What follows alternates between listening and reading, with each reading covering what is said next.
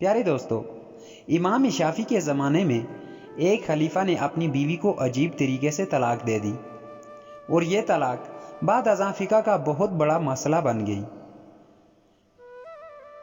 ناظرین گرامی، بادشاہ اپنی ملکہ کے ساتھ بیٹھا تھا کہ ہنسی مذاق میں اس نے ملکہ سے پوچھ لیا کہ تمہیں میری شکل کیسی لگتی ہے؟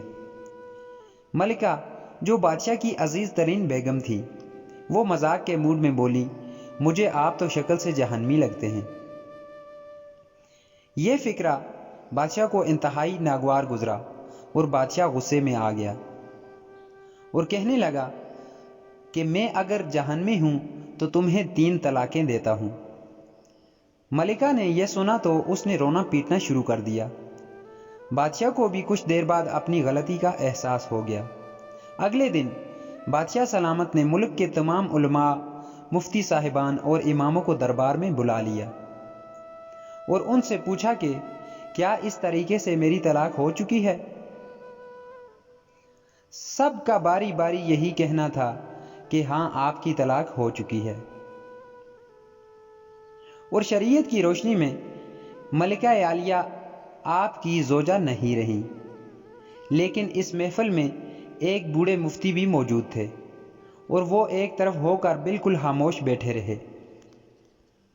بادشاہ نے ان سے بھی یہی سوال کیا تو انہوں نے عرض کیا کہ جناب اعلیٰ، یہ طلاق نہیں ہوئی، کیونکہ آپ نے مشروط طور پر کہا تھا کہ اگر میں جہنمی ہوں تو تمہیں 3 طلاقیں دیتا ہوں، اور ابھی تک یہ طے نہیں ہوا کہ آپ جہنمی ہیں کہ نہیں۔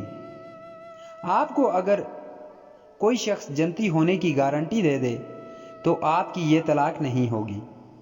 بادشاہ سلامت نے جوشیلے انداز میں پوچھا، لیکن مجھے اس چیز کی گارنٹی دے گا کون؟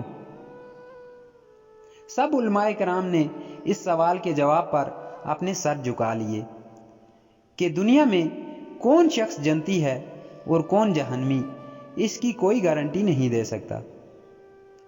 اس نوجوان مفتی نے جب تمام علماء کرام کو خاموش دیکھا تو وہ بادشاہ سلامت سے مخاطب ہوا کہ بادشاہ سلامت، میں آپ کو گارنٹی دے سکتا ہوں، لیکن اس کے لیے میں آپ سے ایک سوال پوچھوں گا۔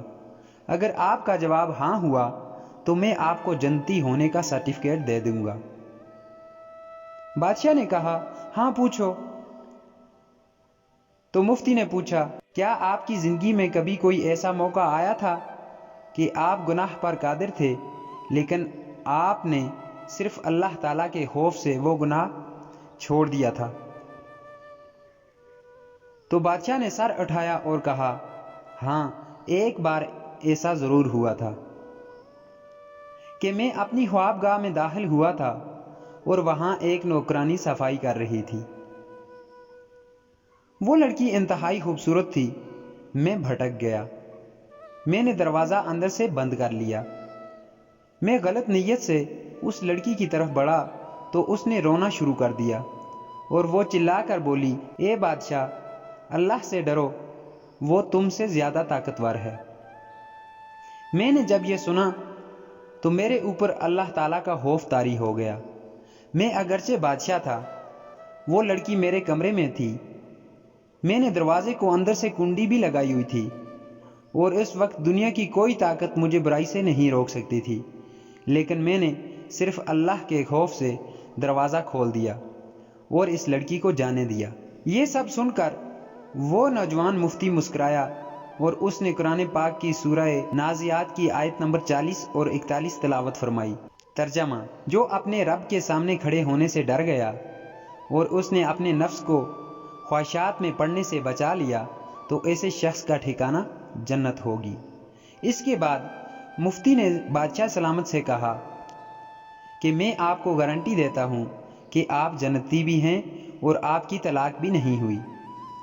تو عزیز دوستو، مسلمان ہونے کے ناطے ہم ہر وقت جنت کے متلاشی تو ہوتے ہیں، لیکن آپ اس واقعے سے اندازہ لگائیے کہ جنت تو ہر وقت ہمارے سامنے موجود ہوتی ہے۔ اس کے لیے صرف ایک چیز کی ضرورت ہوتی ہے، اور وہ یہ کہ ہم خوف خدا کی وجہ سے ہر اس گناہ سے توبہ کریں جس کے کرنے کی ہمارے اندر طاقت اور قدرت موجود ہوتی ہے۔